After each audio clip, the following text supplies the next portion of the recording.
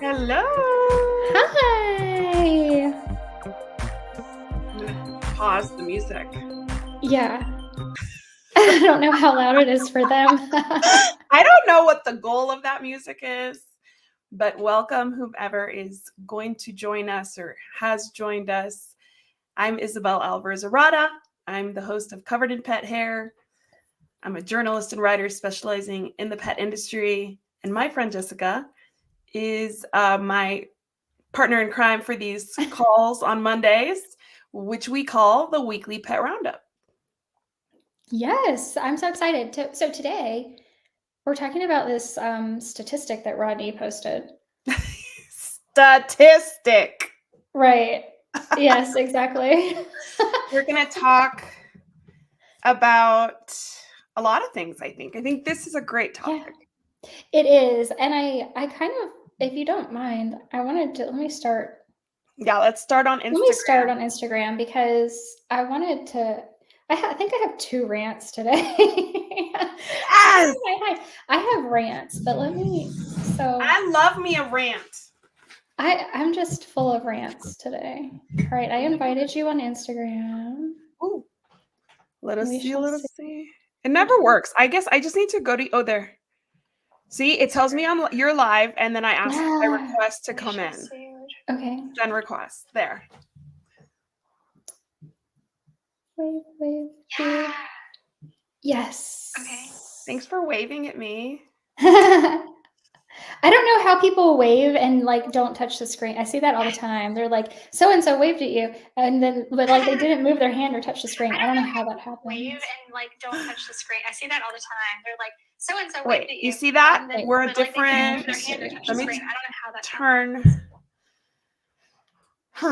I'm gonna turn down this. Wait, anyway, I can't hear you. So, can you hear me?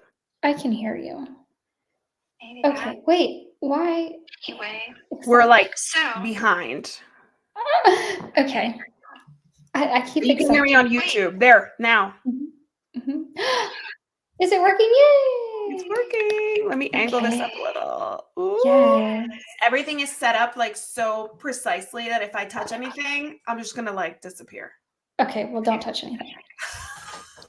So, okay, we're gonna. So I already told y'all on YouTube. I have 2 rants, but we're gonna talk today about this statistic that Rodney posted last week that had everybody all up in their feels about what was it? 90%. 90% of pet owners do not want to be present during euthanasia. Do not want. Yeah. Being the operative words there. Yes. And it was not a quote from a study. As a journalist, I will say that there is not a study for everything. No. We do not, in my experience, only rely on peer-reviewed studies to form opinions. And this quote from my research came from a veterinarian in South Africa. So just because there's not a study to back this person's professional experience up doesn't mean that it's not a valid perspective. So I think that's the first thing I always want to say is just because there's no study to prove something doesn't mean that the person who is saying that, especially a professional with years of experience in a field, that doesn't take away from the value of their perspective. Yes. You know? And it's also, so there aren't peer-reviewed studies for everything, but I also don't think that we should take peer-reviewed studies for the highlight that we get. I think, I don't remember who this was, but one of the big medical journals, one of the editors of the big medical journals was like, yeah, you probably shouldn't trust 80% of the studies that have come out since the 80s. It's crazy ridiculous how much, we think of, I'm not getting political, but we think of all the lobbying that's involved in our government here in the US. It's the same thing. Yeah. Like, No, it's it's just, true. All studies are funded by somebody. yes. And So, research is expensive. So it's usually funded by somebody with deep pockets. And right. that's just reality. So we Yes. can't rely 100% on studies, and they don't exist for everything in life. So if we only believed things that were studied, we would have like no belief systems, right? Like, Yeah. Yeah. I No, it's think crazy. that we can't be as literal as some Yeah. people were when it came to this quote. Why don't we start, if you don't mind, tell us who shared it and what the perspective you think. We can't speak for him, but he has, responded to a lot of comments on the initial post. So what would you say, Jessica, is like the intention with which that was shared? So Rodney Habib with Planet Paws shared this, and he's actually really good at that. I mean, he multiple times a week, generally, he'll have just this like statement. And Yes. then if there is a study that he's pulling from, he'll go in the comments and say Share. a little bit more about this. So what he is really, really good at is creating headlines, which draws engagement on social media. And in my opinion, that was the point of the post. I read a lot of his comments, and he was like, I just shared it because it was interesting to me. Like, it came from, it was like he was sharing from, oh my God, what's the, he's really great.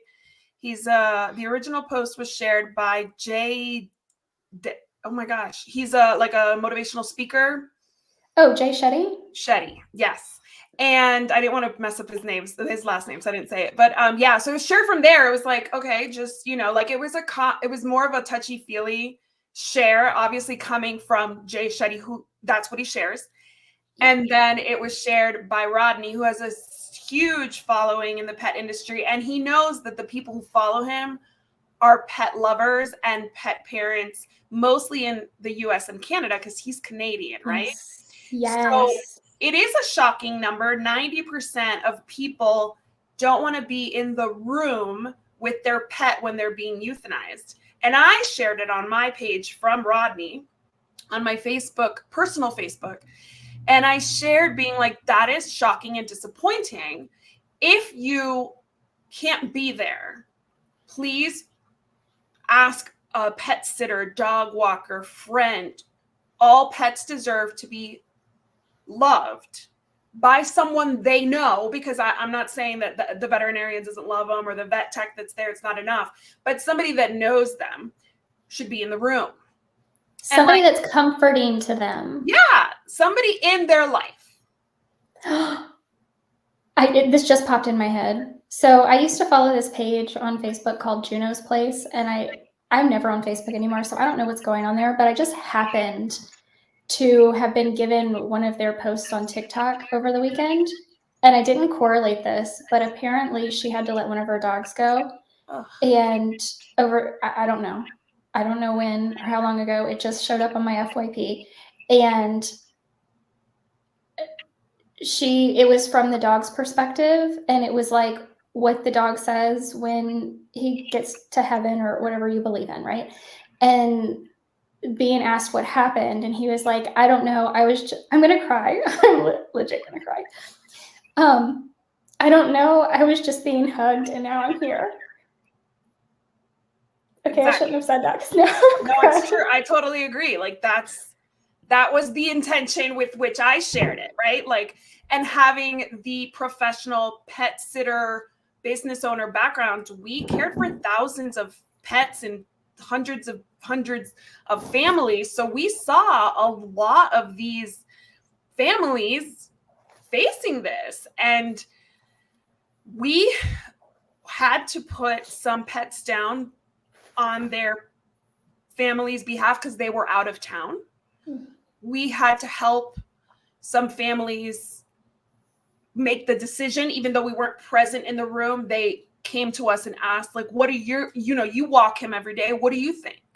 Or you saw him last year or last month, what are you thinking? So like, we were involved in certain clients' decisions, and we saw clients that couldn't do it. We actually had a client whose dog passed away in the middle of the night, and she was when she woke up, like on the bed, he was gone. And she called me and was like, I can't do anything. Like, I don't know what to do. And so we found the crematorium. We had one of my staff members drive the dog, you know what I mean, to the crematorium because the client was in full paralysis. And this was an old dog. It wasn't necessarily a shock, but it was a shock because it was not something that was expected for that night necessarily. So I've seen a lot of people embrace this in a way that sometimes you can't be there. Like, I lost my first dog, Bachi. I was in college. No, I was after college. I was in DC. My mom had her in Miami because she didn't want me to bring her, you know, because I was young and like out all the time. And my mom, when she passed away, was in Spain. She was with friends.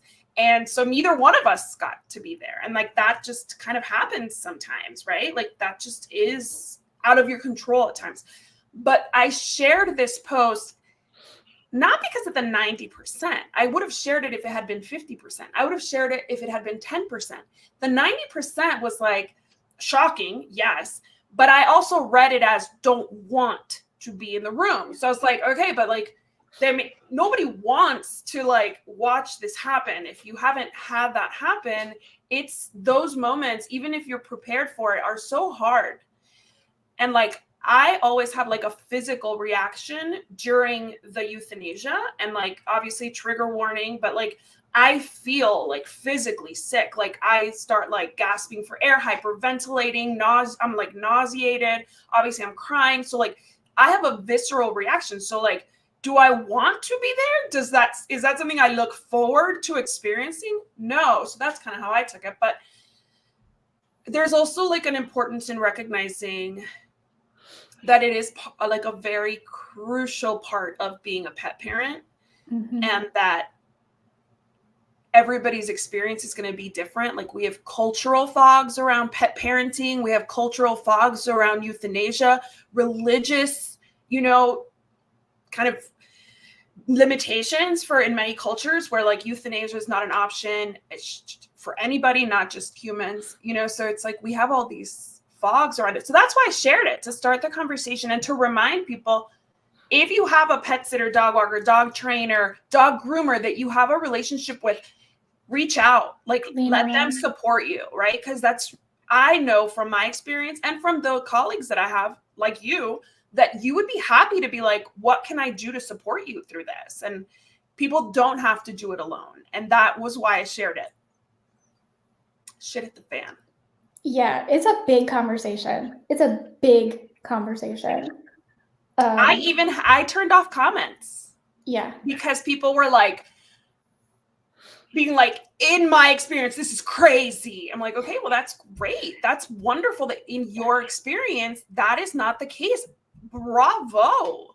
Yeah. As a Latina who was born in Ecuador, my perspective is a little different than somebody who's maybe lived in a really like high socioeconomic level in the United States that has, you know, everybody takes amazing care of their pets and you know, Lisa Vanderpump, you know, rescued them. Like, you know what I mean? Like, everybody's experience is going to be different. So if yours is, you were a vet tech and everybody was, you know, always there and happy to be there, amazing. That is the way I would like it to be if I were queen of the world.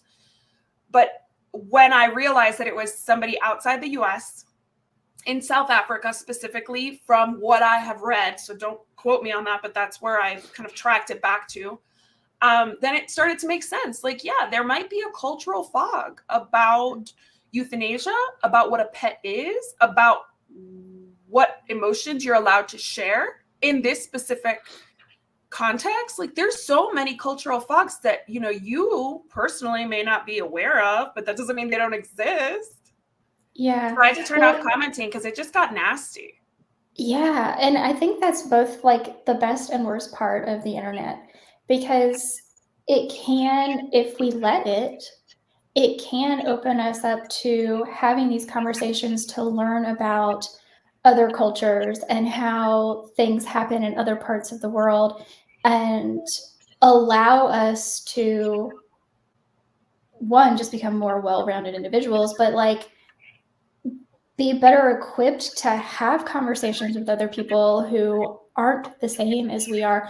But at the same time, there are people who just cannot for the life of them see anyone else's perspective, or that anything else is going on in the world outside of in their little bubble.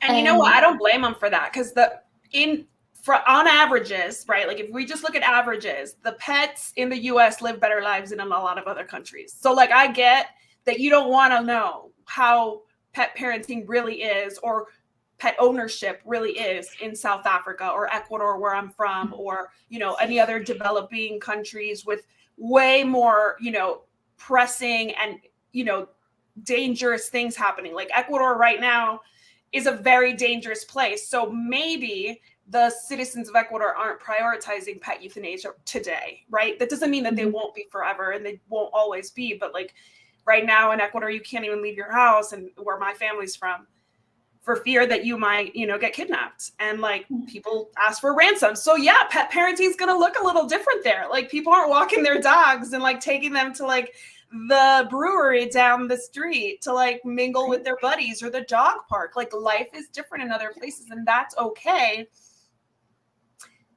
But it's important to recognize that life is different. For pets, like there's not a lot we can do. So I get like you don't want to dwell on what the life of a pet is in Ecuador, but like when you see a statistic like this, be like, where is this coming from? If it doesn't line up for me and my experience, whose experience is it? Yeah. You know?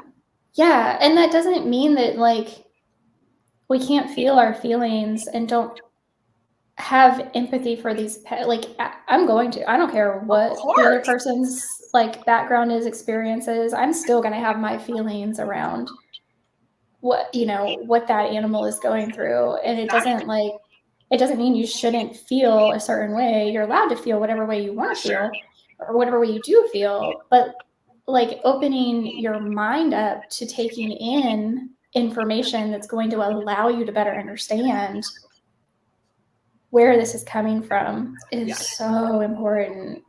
So important. But it definitely did what it was supposed to do, and people commented. So when I turned my comments off because people were getting riled up, they were talking bad about Rodney. I don't know Rodney personally, but I followed him forever, and they were like, they were using some like inflammatory language, and I am a very positive person. Like if you come on my personal Facebook to like talk bad about somebody I respect, I'm gonna shut you down. I'm gonna be like, no, we're not doing that here. And I've actually had personal friendships be affected by that in the past. Okay. Because you are not going to come on my personal Facebook page and talk bad about somebody I respect. Not going to happen. And I never unfollow or unfriend people, but they will me because I've shut it down.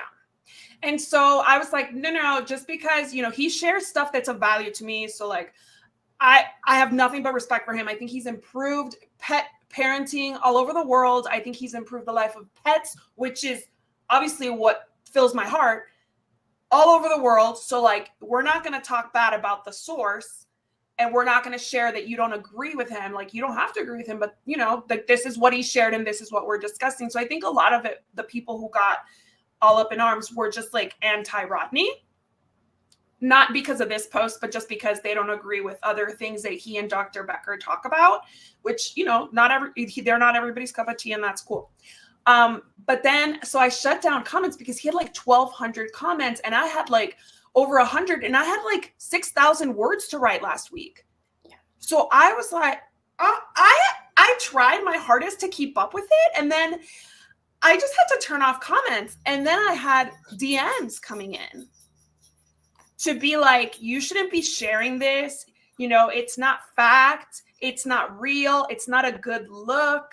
And I'm like, I never shared it. And it was like that kind of like insulting, like, but you're a journalist, you should know better. And I'm like, I never pretended to be a science reporter. That is never something I've ever claimed, one. And two, as a journalist, I literally spend my whole time asking people their perspective and quoting people on their perspective. So to me, I actually really value the contact. I really value that individual experience that I'm being shared. That's literally my job. So if you go to any newspaper or magazine, you're probably not going to see a lot of studies. You're going to see quoted doctors and quoted policymakers and quoted veterinarians sharing their perspective. So I was like, whoa, let's not get nasty.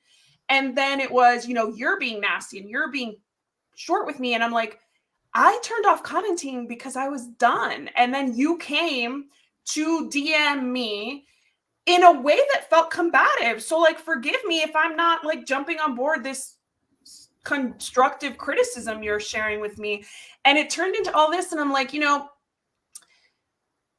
I personally feel, and this is everybody's opinion, but if somebody turns off commenting, I take that to be like, they're done. Like this conversation from their perspective is done. And if I were having an argument with you in person and I said, I'm done, we would end it there. And like, that's how I take it, right? Like that, chasing somebody into their DMs, like I feel like was a little combative. It is. And it's very intentionally overstepping your boundaries. She didn't see it that way. And I never heard back from her after I explained that it was a boundary.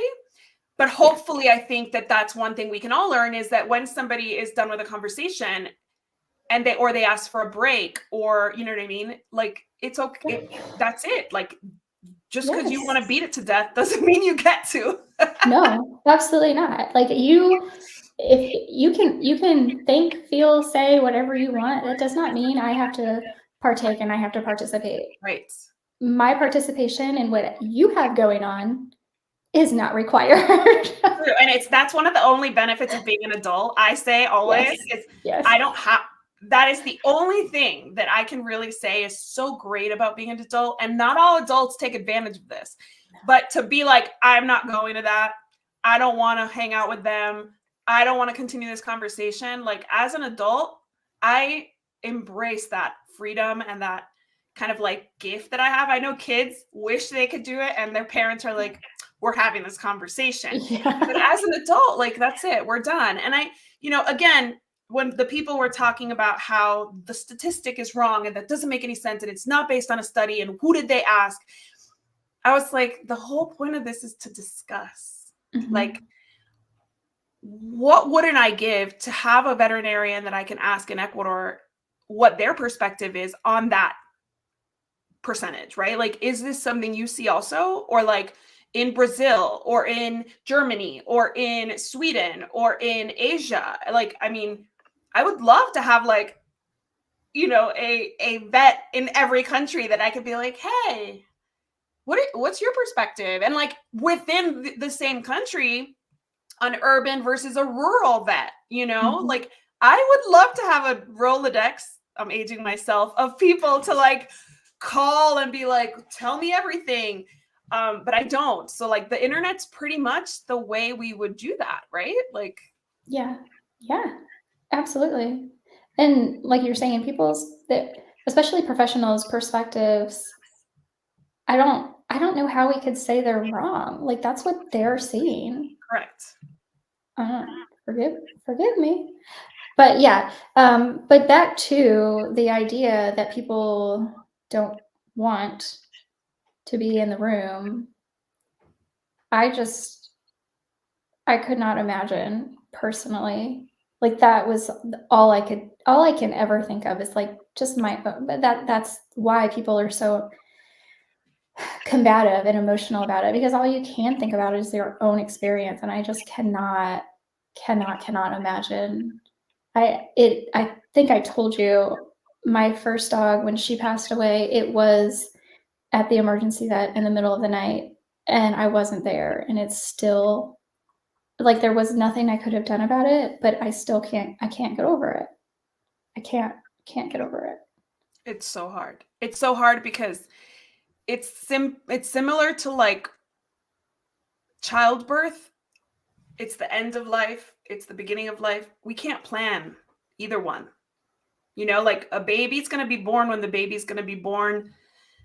The time's going to run out when the time's going to run out. And it's not always our decision to make. Like I always feel so lucky when I can plan out my pet's last day. And I recognize that the trauma of not being there, not having been able to plan, things happening so fast that like it moved way out of control, and now you're like stuck with this like finality of what really happened. I always say like we can only do our best, and our best is wanting to be there. Like the fact that people don't want to be there makes it clear to me that we're and I'm talking Western culture because obviously it's way more in complicated, where in any religion, and Eastern religions like Buddhism is completely against euthanasia. So I'm only speaking about cultures where euthanasia for pets only is considered okay. Like I'm Catholic, and in the Catholic Church, there is no teaching that says that we can't euthanize our pets. Of course, we cannot euthanize our loved ones. It is a capital sin. We do not do that. But for those people who it is okay, it's legal, it's under the right circumstances, your religion allows it, your value system allows it, I feel like even then, it still has such a negative connotation for a lot of people because they feel like it's the wrong choice. Like this is not good. And I'm a very spiritual person when it comes to the last days. And I've always said that when it comes to euthanasia, if you have that choice, that too early is better than too late for most people and for the pet, right? Because it's suffering. That's such an important part of what you're trying to avoid. So when I hear that people don't want to be there or people dread being there, I totally understand it. Like same, right? Like nobody enjoys that. No. But also like I worry that people aren't seeing the positives of it. Like to be able to take your pet's pain away, to let them rest, to take them out of a body that no longer serves them, to do something so gentle, because it is a gentle procedure, to send them off surrounded by love is such a gift that I feel like we need to do more work to embrace, to have people embrace it, right? To see the positives of it, to not live in the guilt of it. And it's hard because I've done a million episodes with people who talk about like the positive experience that it is for the pet who's suffering, right? But when you're in that moment, you're like, there's nothing positive here. No. Well, it can be, like you said, if you put in the work ahead of time to get yourself in the right headspace to understand it, there can be. Nothing is going to take away the grief that you feel. Oh, sorry, somebody was calling me. Nothing is going to take away the grief that you feel, and there's nothing wrong with the grief that you feel. No, on the contrary. But being able to see that you're giving them a gift, I think that's where you're going to find the most like beauty in the situation, if there is any. Yes, absolutely. Absolutely. It's the one thing, like I've said in the past, it's the one thing that connects us all as pet parents. Like the pet parents that we are, the pet parents that, follow us, the ones that want to do better by their pets, the ones that are trying their best to like let them live a beautiful, happy, fulfilled, long life.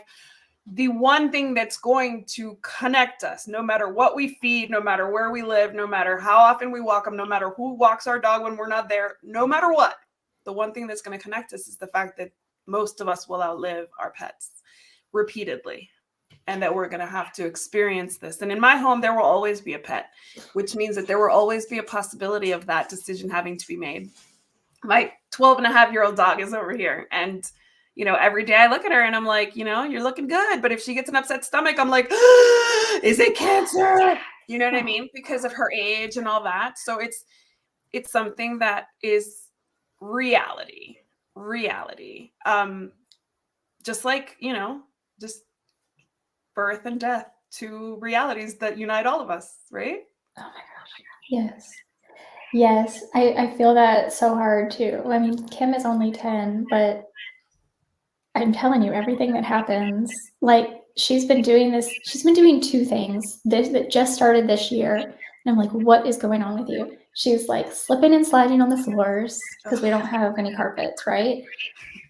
But she doesn't have any, like, I don't feel like she has any muscle wasting. She doesn't appear to have any like joint issues. I think it's cognitive. I really, really do. I think it's cognitive. Yikes. And like behavioral, like something happened one time and now she's like blown it out of proportion in her head. You know what I mean? Like that's kind of how I feel about it. And Like then do you think she slipped on the floor and now she's like terrified of the floor? Because I have one of yes, those. I think Kira so. hates anything that's shiny. Yeah.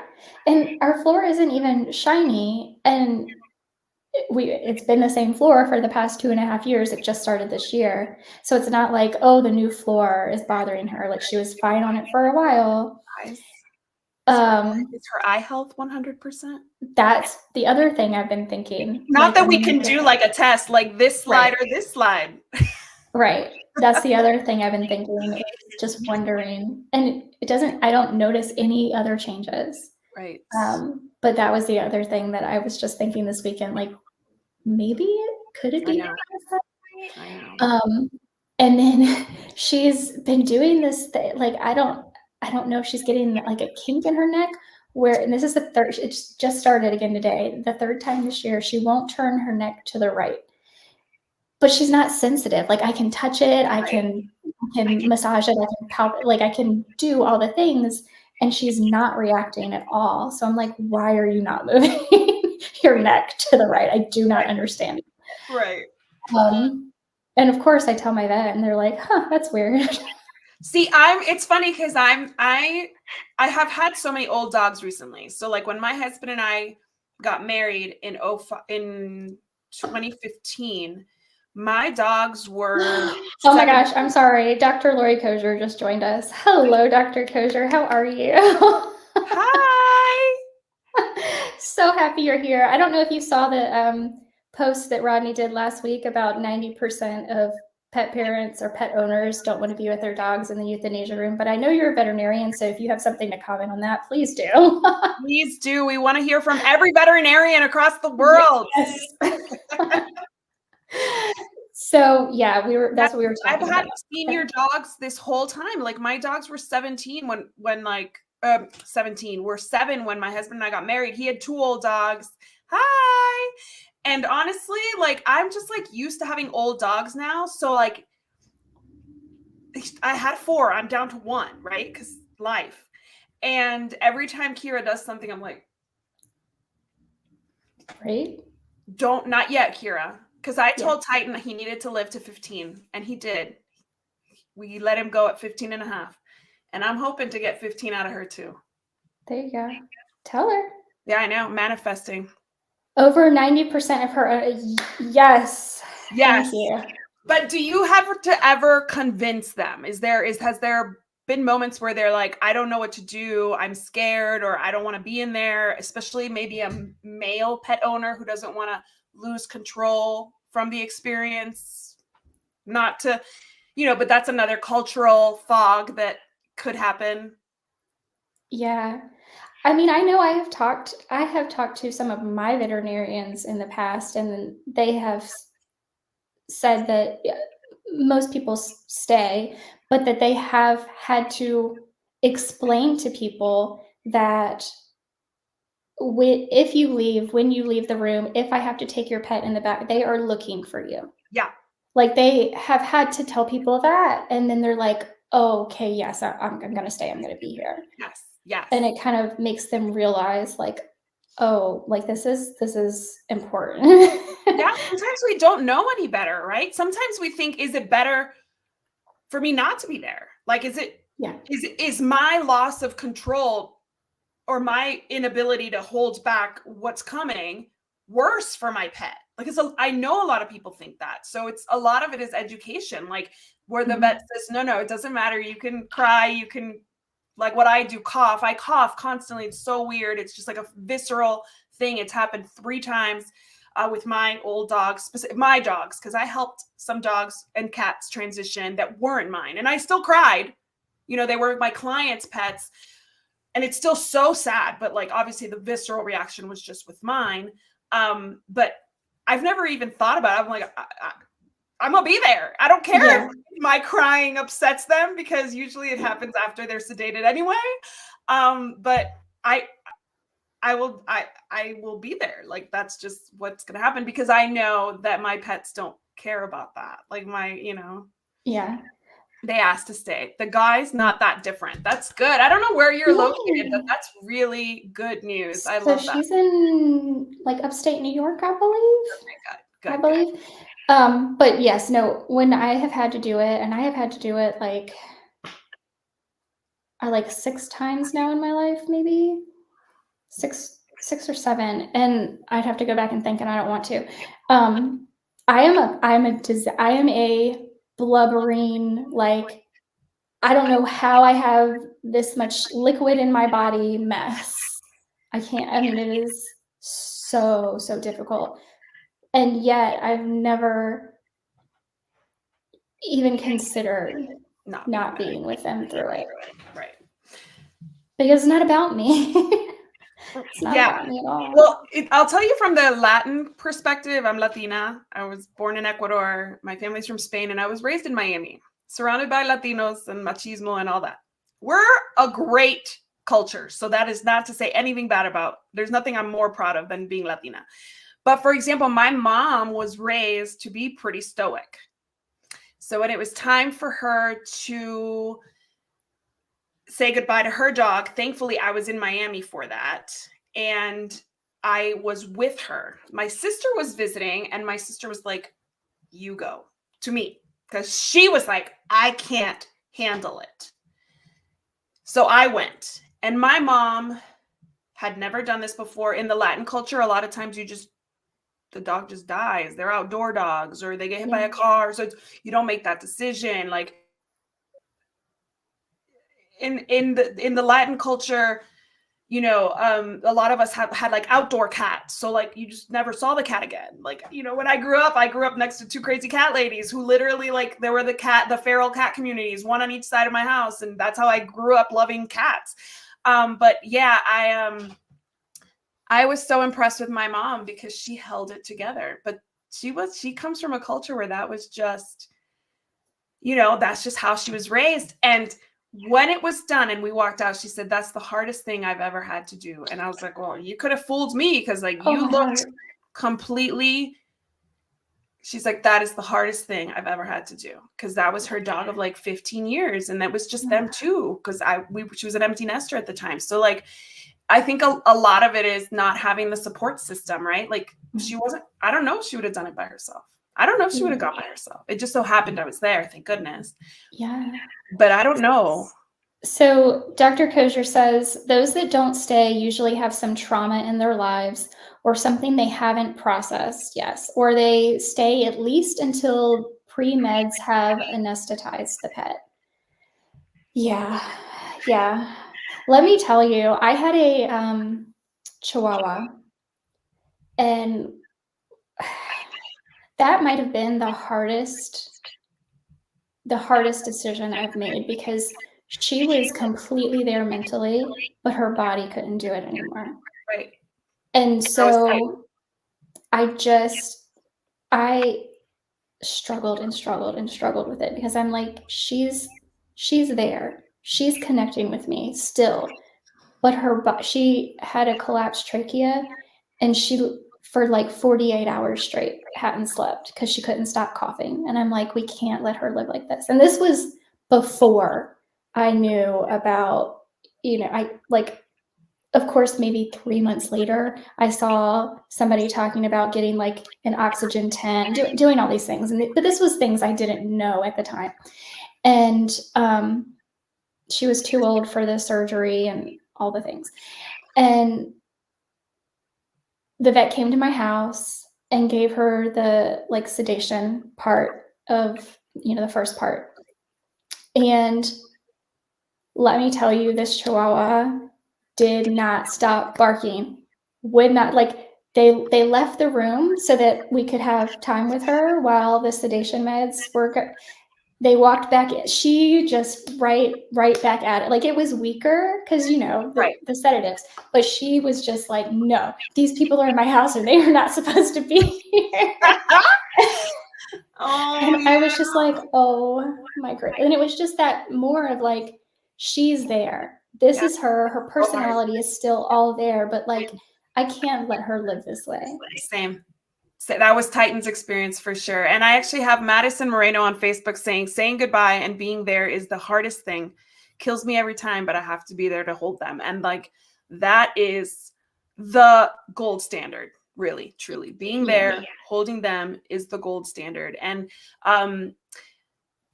doing home euthanasia, I'm glad you both mentioned it over here on Instagram, because I've only had one at-home euthanasia. I have a fantastic veterinarian who will always try her best to do an at-home euthanasia, but she has a single vet practice and sometimes it's not doable.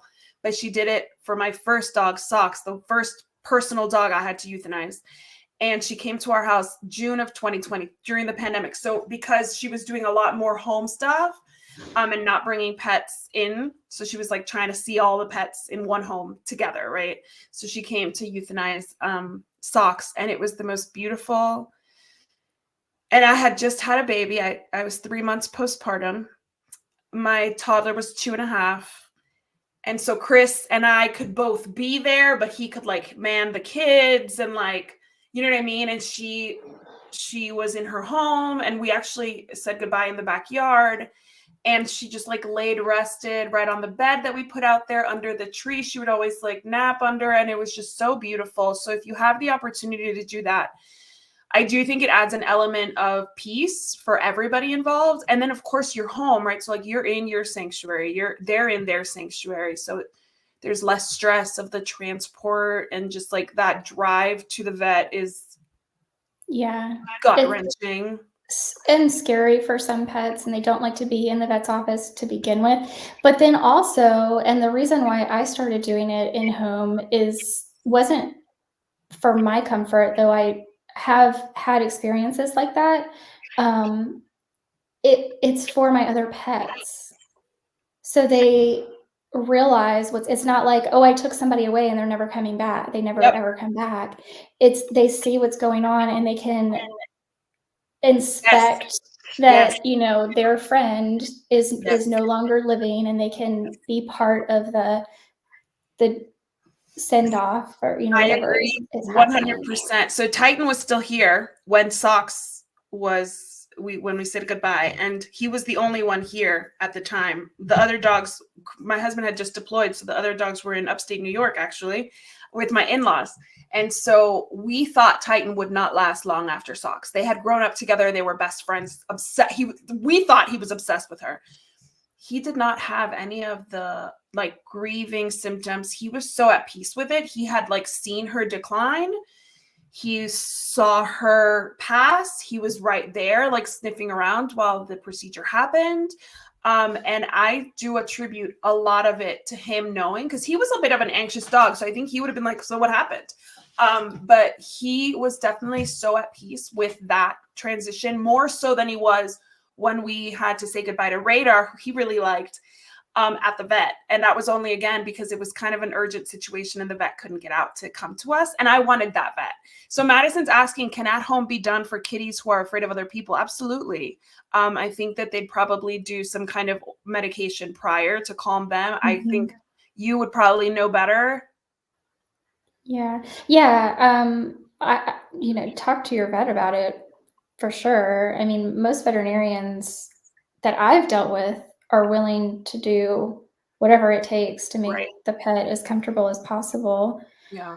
As long as they can, a veterinarian who's just a single vet in a practice, it's hard for them to get out and do things like that. But there are services out there that this is what they do. Yeah. And also a lot of fear-free veterinarians will even have a protocol for your vet to come in for your pet to come in for regular visits. Like I'm fear-free certified, and I took the vet tech course before they had the pet sitter course. And they talked a lot about giving gabapentin to like cats before coming in. So I don't see why they wouldn't be able to do that before the at-home euthanasia happened, so that once the vet arrives, the cat's already kind of like in a more, you know, soothed state. Yeah, absolutely. Oh, this is such an emotional topic. But it's such a blessing, you know, it is really such a blessing. And like, I don't like to think about the experience I've had, obviously, because that'll bring tears to anybody's eyes, even the strongest person with the most experience. I don't like to think about it, but I always think like, what a blessing. What a blessing that your Chihuahua didn't have to continue living with pain and like not immobility. Like Titan was getting to the point where he was not living with dignity because he was soiling himself. He couldn't get up.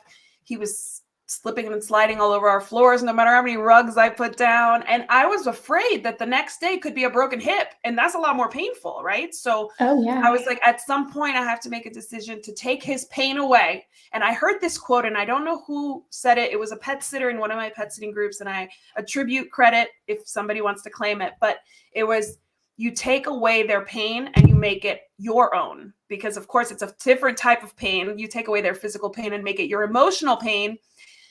But it is such a gift that we can do that for them, like taking that suffering off the table. And yes, we're going to be suffering, but you're going to make me cry again. It's the right thing to do. When it's the right thing to do, it's the right thing to do. And I'm so happy to hear that most Americans that commented have not seen 90% of pet parents want to leave.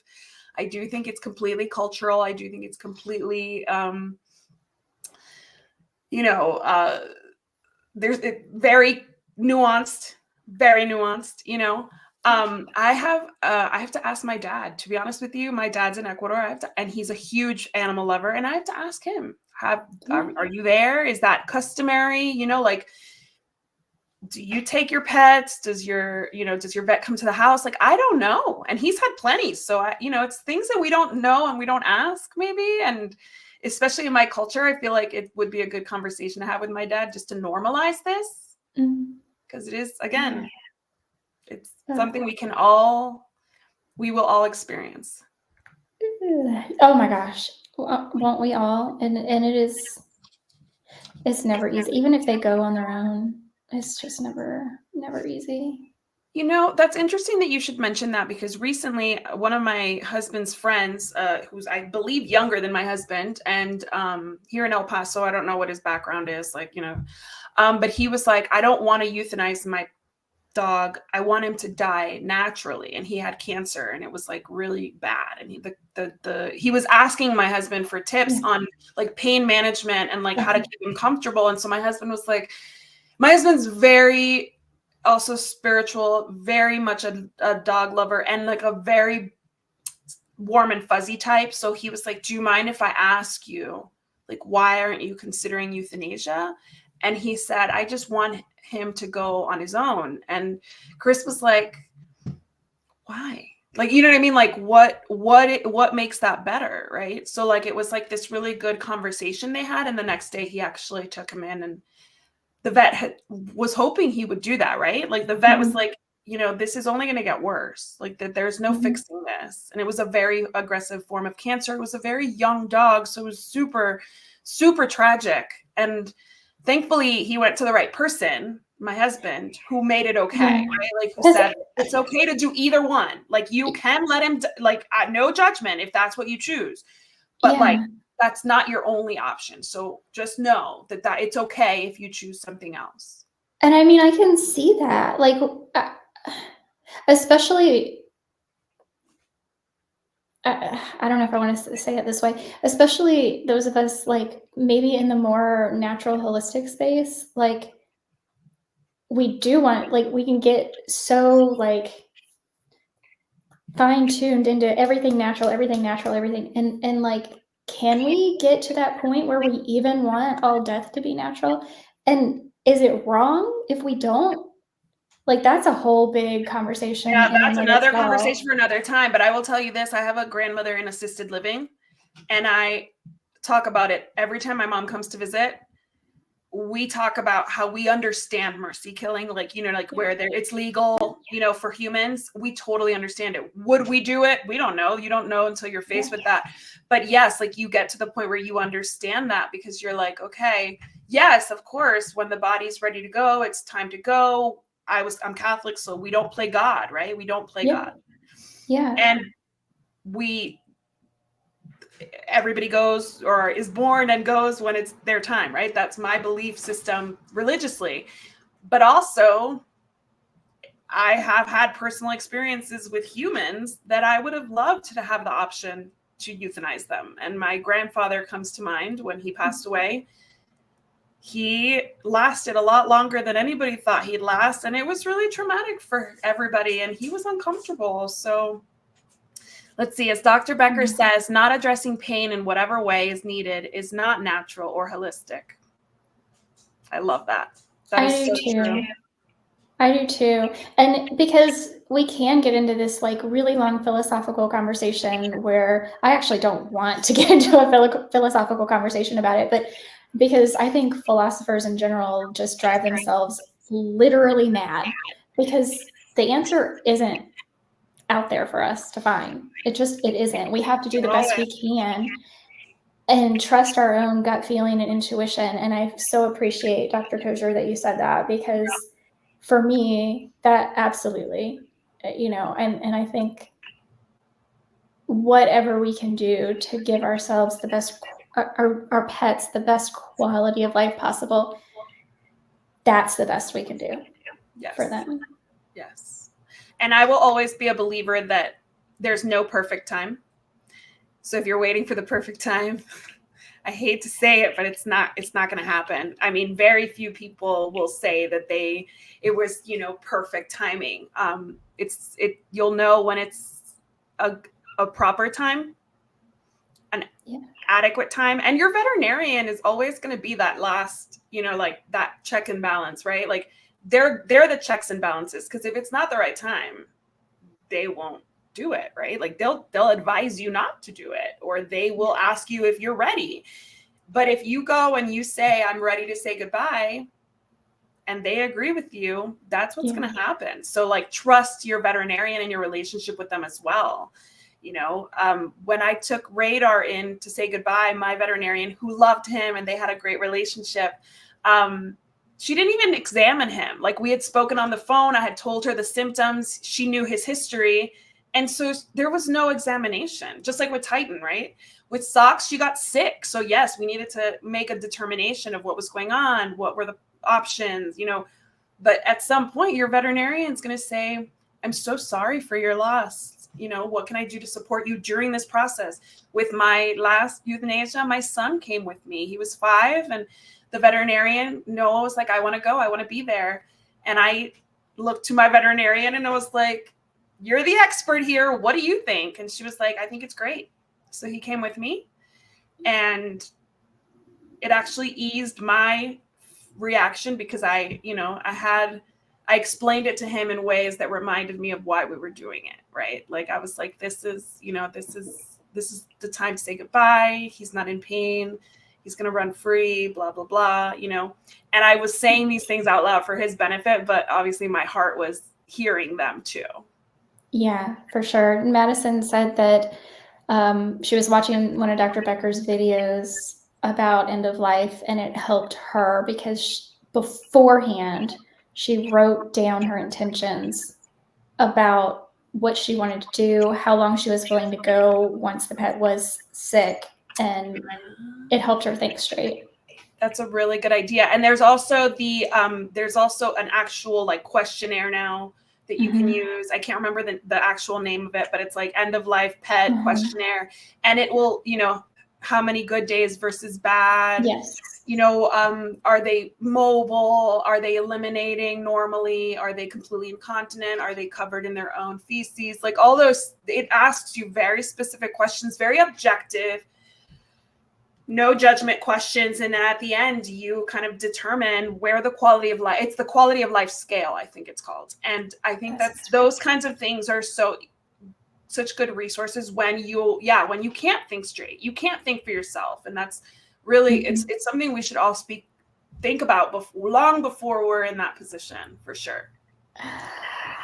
Well, I don't know where that 53 minutes went because we were so involved in that conversation. Yes. Well, I just want to reiterate to anybody who joins later that if ever you feel that you cannot make a euthanasia decision or you cannot face the actual procedure alone, go to your pet's friends and family, ask for help, ask for somebody to come with you, ask for somebody to drive you. You don't have to do it alone. Talk to your veterinarian, talk to your veterinary team. My veterinarian has always been so wonderful. That's one of the reasons she's my veterinarian, is because she's, in those moments, she has been such a comfort and such a joy in such a hard time. You don't have to do it alone. Your professional pet sitter, your dog walker, your dog trainer, go to them and ask questions. You follow Jessica, you've always followed her, you take her online course, whatever it is, reach out to people that you trust, that know your pet or who you respect in the pet world, and ask them for help. You don't have to do it alone. And that's really the most important thing that I wanted to get out of that 90%. It's not a just you situation. It's like, you have resources, use them, be creative, and ask for help when you need it. Yeah. Before, during, and after, whenever you need it. Yes. And if anything else, we should reiterate about this whole situation of this post that Rodney put up is to have compassion for others and try to think outside of your bubble. And I didn't get to my rants, but that's totally okay because we didn't get to your rants. I know. Will they hold for next week? They will I hold. have time. Well, okay. Well, my first rant. I have time. If Dr. Kosher is still here, I would actually love for you to chime in on this, because anybody that ever asks me about a vaccine protocol, I go and give them Dr. Kosher's vaccine protocol. Oh, awesome. For puppies and kittens, dogs and cats. Because just to be clear, I am not anti-vax. I am pro-responsible vaccination. And to kind of piggyback off of last week's topic, when we were talking about this mysterious canine respiratory illness, I think we're finding it's coming out more and more that we do think this is a bacterial infection that's being spread around. And still, more often than not, especially some of the more traditional, veterinarians that don't practice holistically or integratively, Western med, yeah. and then other people, just influencers and things that may not be in the holistic or integrative realm, are all in news channels, blah, blah, blah, all the places. Get your pet vaccinated, make sure your pet's up to date on vaccines. And it's like, and I've even heard some people talking about they're working on a vaccine for this respiratory illness. And I don't think that's where it should be at all. Well, I mean, the vaccine will only work against this if it's the pathogen that it's meant for, right? So, let's be clear. Right. I love when, if that were the way it worked. Oh, good. We have wormsandgermsblog.com. If all vaccines worked for every pathogen, why would we have needed a COVID vaccine, right? We would have just used the flu vaccine for COVID, but that's not how it works. We all know that. I've seen that a lot too. I think, like we said last week, the focus right now needs to be on lifestyle changes, not on what vaccines you can get. Your rabies vaccines, whether or not you want to get it, is not going to help with this specific.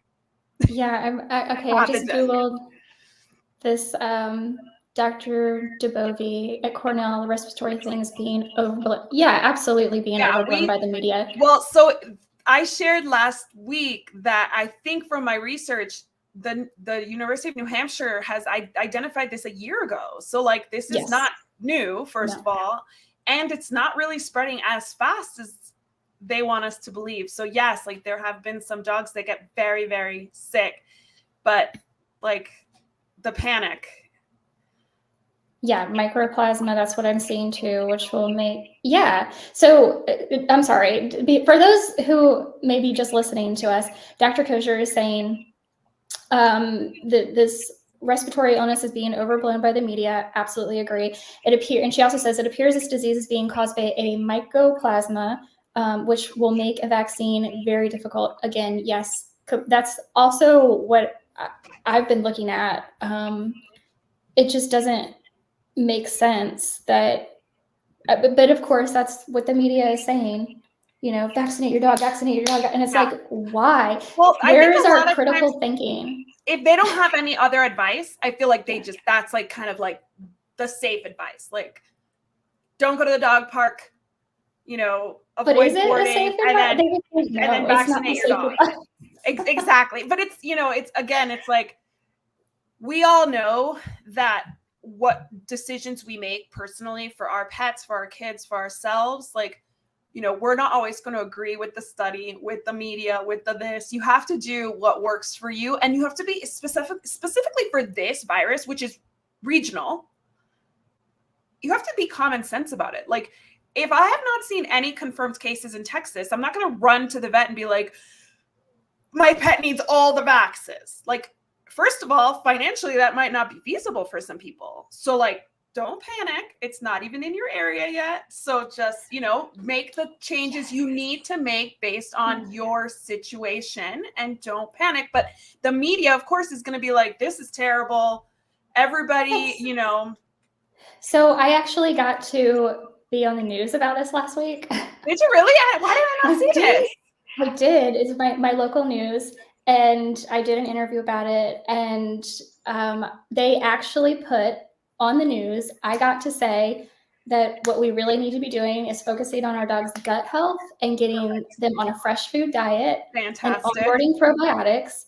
And they put that on the news, and I could not be happier that they actually put that on the news. No, but that's so good, because again, I feel like from a journalistic perspective, we put out what the experts say, and sometimes you go to the wrong expert, right? You go to the expert that like just has like this like list of safe recommendations, and you're the expert that had these other recommendations. So like I wish the media had a more well-rounded kind of roster of people to interview, because I think that that's really what it comes down to, right? Like, you're going to share something that's different from another pet expert because of your experience, your background, whatever. And if they don't have you, they're going to fall back on the last guy who was there talking about vaccines and talking about, you know, this, that, and the other, and how it's pneumonia in 24 hours, which is not the case for the majority of pets that are exposed, which is coming from Cornell and from New Hampshire, you know, University of New Hampshire. That's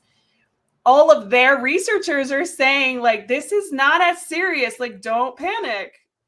Yes, Dr. Kosher says proactive health needs to be emphasized. Absolutely. Yes. Absolutely. Yes. Because from my understanding, even the handful of dogs that have died and they have attributed it to this respiratory illness, they had underlying conditions. Exactly.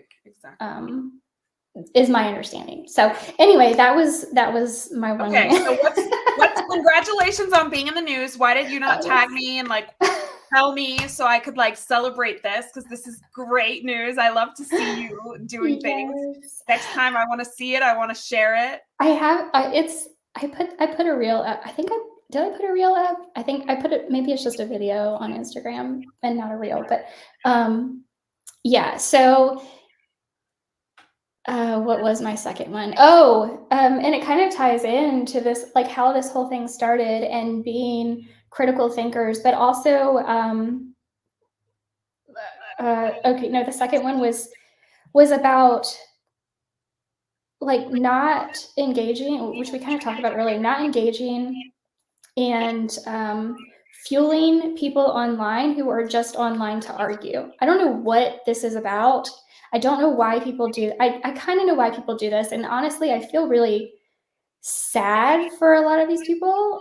But this totally, you just described it earlier in the live stream, that people were literally, you stopped comments on your post and this wasn't a business page, this was on your personal profile, and you stopped comments on it, and people are still coming in your DMs because they still want to argue with you.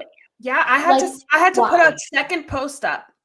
Like close comments on the first post, put a second post up, close comments on that post, but like as I shared it. And I said, I don't have time to further discuss this, but this is the spirit with which this was shared, right? Like, this is why I shared this. And I stand by what I'm sharing. So like, don't come in fighting with me.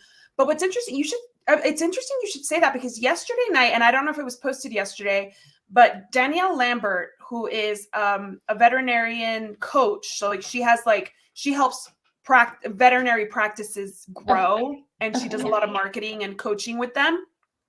She shared something about how in our industry, people they're like, I'm not quoting here, but what I took from it was that we're like rabid when somebody says something we don't agree with. And we're just like, it's like this mob mentality where like people just start like piranhaing their way down through the comments. And it's really hard, because like it's stressful for everybody involved. It's not beneficial for anybody, because at that point nobody's hearing each other's perspectives.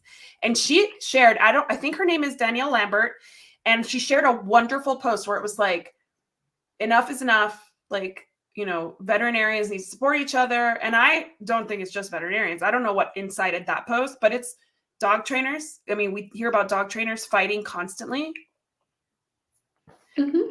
I will say pet sitters and dog walkers are way less intense from my experience, but there have been people I've had to block, like where I'm like, this person is in my group coming in, sharing things that are not accurate, giving bad business advice, and they're not hearing me say like, enough is enough.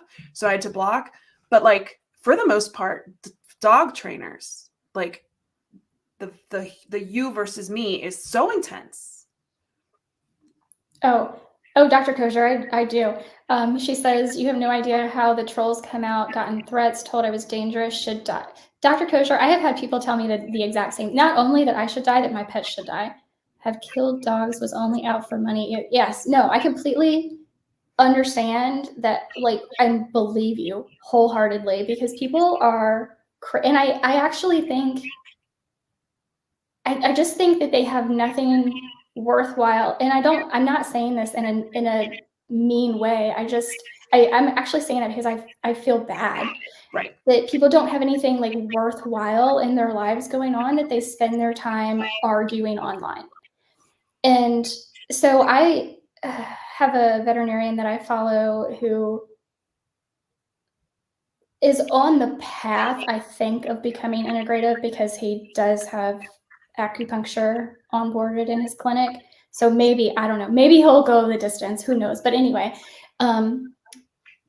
he posted about something, he does a lot of reels, and he posted a reel about how unhealthy Frenchies are. Like, they just are. Mm-hmm. And I commented on it that just because something is common doesn't mean it's normal. And I that's not my thought, really. I mean, I've heard other people say this, and actually we talk about this all the time with cats and hairballs. Right. That's like the number one thing I feel like we talk about this with. Just because it's common doesn't mean it's normal. Cats should not be having hairballs. Yeah. And with Frenchies, like, if you can just go to Google and look at what a Frenchie looked like 100 years ago and what they look like today, and you can see these bad breeding practices have led to a poor quality of life in these dogs. And I explained that I love these dogs. They're amazing. They have incredible personalities, right? But their quality of life isn't great. And just because that's how they are today doesn't mean that that's normal. A normal way for a dog to live, it isn't, in my opinion, at all. And let me tell you, so many people have just like, you don't understand what the definition of common, and literally like, you should go to Webster's dictionary. You need to read more. I'm like, first of all, who the heck are you? Yeah. And that's like light stuff, because what Dr. Kosher is talking about there are people out here who will find, like Dr. Kosher, a holistic veterinarian or an integrative veterinarian, and tell them that they're literally out here giving information to people that's going to kill their pets, and therefore they should die because of it. Like, I have seen that. It's real, and it's not okay. I actually have a follow-up question. I have a follow-up question. Do you find that these people are in the pet industry, vet techs, veterinarians, or are these just people with too much time on their hands? I think there are I have seen one veterinarian who I think is utilizing comments like this on holistic posts to grow her fan base.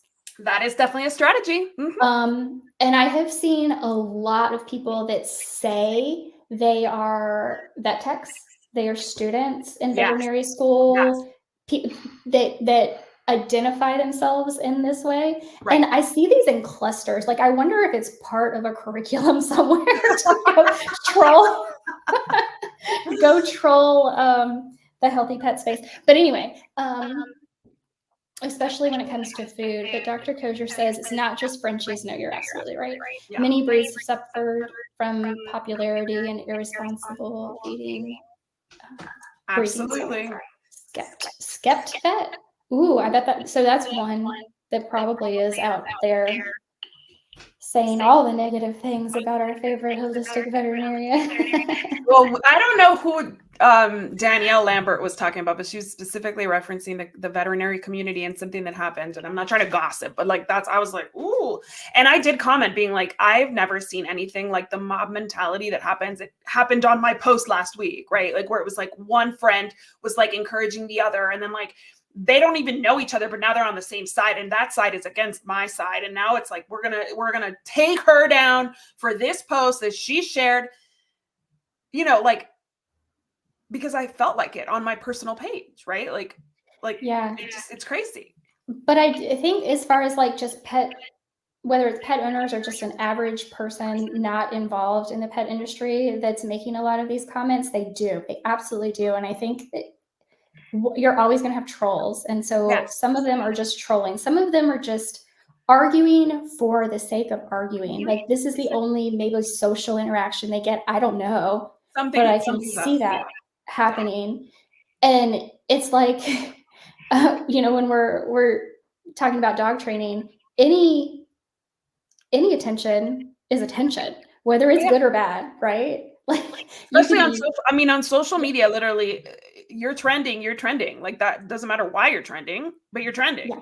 So people just come out and look for, and then that's how they grow. Like you said, that's really a strategy on how to grow your audience. So I had a guest on my show whom I won't name, but he was telling me, like, you need to go on other people's and like inside, and like, that's not my platform. Like, I literally do like positive all day long, positive. I like to share stories about people. I like to share like products that I love. I'm not a veterinarian. I'm not sharing health advice. I'm not doing any of that, right? So like, that's not but he would go into competitors, right? Like online social media accounts that were basically giving advice that was contrary to his, and blowing up their post. And that's how he told me that's how I grew my following as quickly as I did. And I'm like, congratulations. Because for him, I actually feel like it works because it's more financial. So maybe, you know, like, yeah, everybody has different financial like ideals, right? When it comes to investing or whatever. So for him, nobody was getting hurt necessarily. They were getting two perspectives for that $1, you can invest it here or there, right? And you get to make the choice.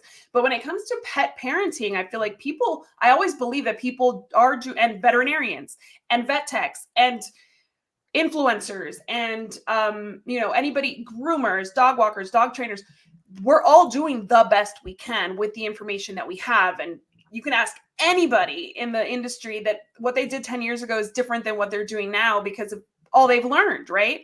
So like, to go and attack people and to like put them down and it's kind of a risk, because now 10 years later, your comment is still there. And now maybe you're like a positive based trainer because of all you've learned in that time. And now you've put yourself out there. And what's on the internet is always there. So before you start going and fighting people, know that that growth you're going to have, inevitable professional growth, is going to be done in a very public arena where people are going to be like, oh, aren't you the vet that called me like a baby killer or a cat killer or whatever? Aren't you that guy who came over here telling me that probiotics don't matter or gut health is a fallacy? Like, oh, look at you promoting this product. Yeah. But in the case, what I was talking about with this particular post just happened to be specifically about Frenchies. I can't imagine anyone in their right mind critically thinking that you're going to argue for a poor quality of life and poor breeding practices in an animal just because you want to be right, I guess. I don't know. Unless they are a Frenchie A breeder. Yeah. That's the only thing I can think of. Or like they're related to one, or they really just have like drank the Kool-Aid about that breed. And like all the breeds, I mean, somebody's believing what they're selling. They're picking up what they're putting down, right? Like, not all of us, but a lot of people, that's why the breeds continue. That's why people keep buying them, because they'll hear from somebody like you and Dr. Kosher saying like, this is not a good option. This is not healthy. But somebody else will tell them it's fine. Like, and they'll give them a good explanation or a good enough explanation, and they'll do what ultimately they wanted, which is to buy a Frenchie from a breeder that they'll later say, oh, I'll never buy that breed again. It was so sad. And they're wonderful. I mean, they're such incredible dogs. They're so sweet and have so much personality. Like, I get it. I couldn't do it though, just because I know, like, I wouldn't want to support a breeder who's breeding poor quality of life in a dog. But that breeder has a sales pitch down to a T, and that breeder will make you leave thinking you got the best Frenchie, the exception to all the rules. You know right. What I mean? Yes. And that's not to say, and I actually do think there are some breeders out there specifically with Frenchies that are trying to undo some of this. And so I anybody listening to this, I'm not across the board saying all Frenchie breeders are bad. And neither one of us is anti-ethical breeding. Like I will always rescue, because I don't work my dogs. I don't need them to look a certain way. I just want them to like walk with me and live with me and travel with me and like whatever. So I always rescue, but like I am not here being like all breeding is bad. Like ethical breeding is always a good thing. We need ethical breeders. Like I know many ethical breeders. So this is not an anti-breeding conversation. No, so let's be not clear at all. No, this is a please stop trolling and like, I don't know, have something you love in your life conversation. I think it's really funny that you're saying that you kind of feel bad for them. Yes. Because you feel like they don't have something. That says who you are, because I'm just like, they're bored and they just, you know what I mean? Like they're just like, they don't have power in their life and they're coming to the internet to come look for some power or something. Like, there's for sure they are, but there's like they have nothing.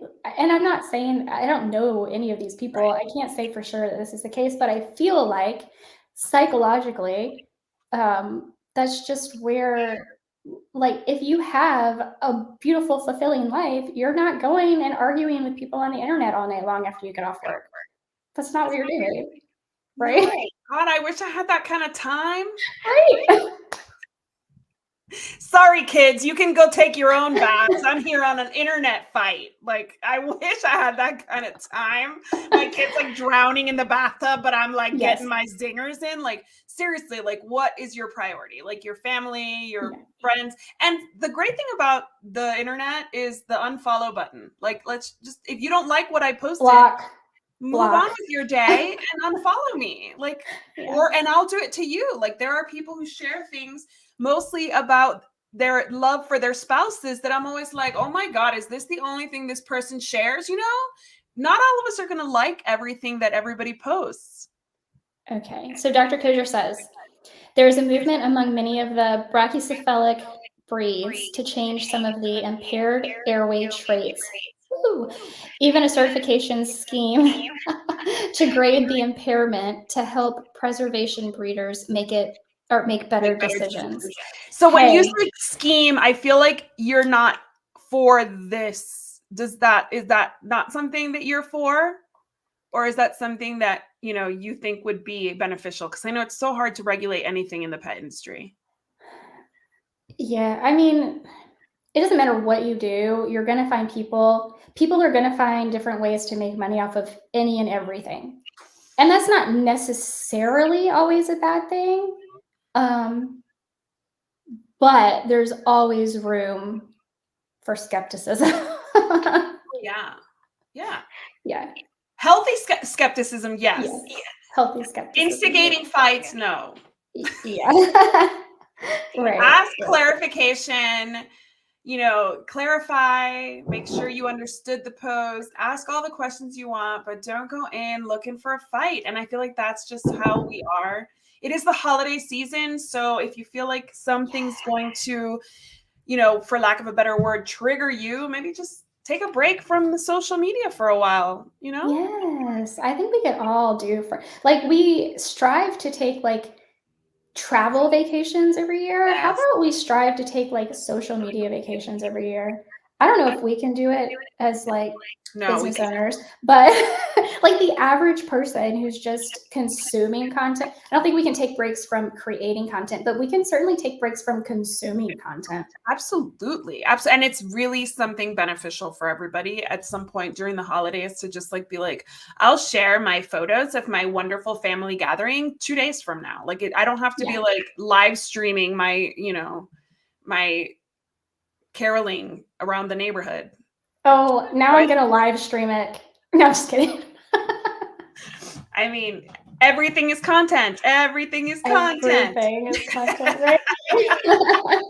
All right. I think I'm being summoned to dinner, but I need to walk my dog before my children come in. And then after that, I'm going to schedule some ranting on social media and picking fights. And I'm going to call people names. And then as soon as somebody calls me a troll, then I'll be done for the evening. What do you think? Oh, well, make sure to tag me if I can interject anything valuable. Oh, yeah, I did that too. Last week it was the same day. There was somebody talking nonsense about a food that I mentioned. Remember? Yes, totally because unrelated. I don't. It's a valid mistake. If you're not dealing if you're not dealing with pet food every day, converting from wet matter to dry matter is very confusing. It says it on the bag. I know. Okay, so obviously you're the one that gives people the benefit of the doubt, and I'm like, it's on the bag. It's on the bag. It literally says on the bag, this way or this way, these are your protein levels. And I was like, and then at the end it's like, oh, don't keep tagging people to support you. I'm like, I don't need support. I'm trying to help you out here. Exactly. Lady. If you feed this, you should probably know what you're feeding. That's all. I wasn't trying to start a fight. Again, yes. You'll never see me go anywhere to start a fight. If I'm fighting on the internet, it's because somebody came to my page to be like, no, that's not true. And I'll be like, all right, let's discuss. Okay, now we know that there's a mistake here. This is the screenshot. All good now? No, but still. And I'm like, come on. Right. No. Well, and to balance things out, because I still don't know how many times we said green juju last week, but just to throw it in there to make sure we get it in there, let's just say green juju, because apparently that's what we talked about last week. It's Mango's favorite thing in the world. So if I say green juju, he's like, let's go. He's ready to go. You want to eat? Hey, Jay, how are you? Hello, Jay. Now we know it's you. And hi, Heather. Well, Jay, you're joining us right as we're shutting off here. We are. We've been on here for an hour and 20 minutes. So I've loved it. Every second of it. Thank you so much, Jessica. Thank you. Yes. Hello, lovely. I hope, by the way, Jay, seriously, if you and Adrian are considering going to Williamsburg in July for the More You Know Pet Health Summit, let me know because I will be there. So. And Jay and Adrienne, today is the launch of your cat food summit online. So yes, what's it called? comment, let us know all about it here so that anybody who's watching this can read it and go learn from y'all and all the wonderful people that you are connected with. You're going to teach us all the things about why our kitties need better food and all the ways in which we can make that happen. Get fresh with your feline. Yes. I was just getting fresh with Van Gogh and he didn't like it. He left. So he was like, I heard green juju, but I showed up and it wasn't like, here. It's like 4:23. Like, what are you doing? It's my dinner time. Why are you not rehydrating something for me right now? Is what his question is. Yes. All right, guys. Well, thank you again for joining us. I hope this was helpful. Yes, and thank you so much for all of your wonderful input, Dr. Kosher. It's always welcome and appreciated. Had a live on to BK Pets. Woo! I love Bryce and Kinsey. Ooh, and Rodney tonight. Well, we spent the last hour and a half talking about the drama Rodney stirred up last week. So. Thanks a lot, Rodney. Yes. I hope it goes beautifully, wonderfully. Everybody learns some wonderful things to help their cats. Go check out the Two Crazy Cat Ladies. They're going to be talking to Rodney tonight. And yeah, have a wonderful week, guys. And if you want to do happy hour, I'll be doing happy hour on Wednesday on my Instagram at Covered in Pet Hair on Wednesday at 4 p.m. Mountain Standard Time is right after I record. And I'm recording with Sam Hutchinson this week. Ooh, yay. We're recording my Christmas episode. So I'll probably be having a very festive cocktail or two. Ooh, so yeah, so join me for happy hour on Instagram. Oh, Jay, be sure to ask Rodney if he could have a lifetime supply of something. What would it be? That's Dr. Kosher's question. Such a good question. To just say green juju one more time, tomorrow's episode of the Pet Parenting Reset, all of your podcast platforms, Billy Hookman is going to be talking about HPP foods. So, yay. All right, guys, have a wonderful week. I hope your interview with Rodney goes fantabulous, Jay. And I know it's like the best. The three awesome people together. Are you kidding? I'm signing up. I'm going there now. Yes. All right. Have a wonderful week, guys. Bye, guys. Bye. Thanks for joining us over on Facebook and YouTube too. All right.